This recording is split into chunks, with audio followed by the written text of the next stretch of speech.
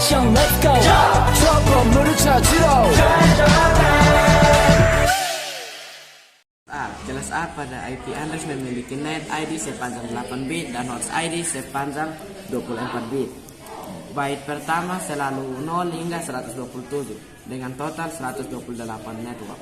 Setiap network kelas A dapat menampung sekitaran 16 juta host. Alamat IP kelas A digunakan untuk jaringan dengan jumlah host yang besar.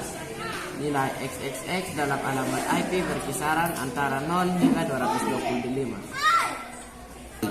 Kelas B pada IP address memiliki 2 bit, pertama selalu 10.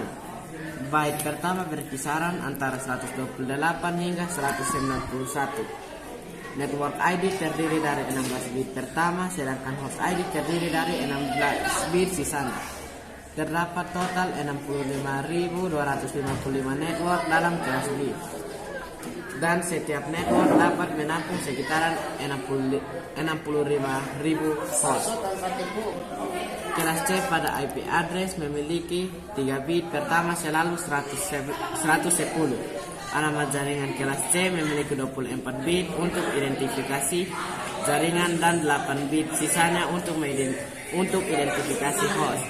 Terdapat lebih dari 2 juta jaringan kelas C dalam kurung 32 kali 256 kali 256 yang berada dalam rentang alamat antara 192.0.0.xxx hingga 223.255.255.xxx. Setiap jaringan kelas C hanya mampu menampung sekitaran 256 host. Kelas D pada IP address digunakan untuk multi-testing. Alamat IP kelas D memiliki 4 bit, pertama bernilai 1110 dan tidak memiliki net ID dan host ID yang spesifik. Rentang bit pertama adalah 224 sampai 247 dan bit-bit. Berikutnya ditentukan sesuai kebutuhan grup multi-testing.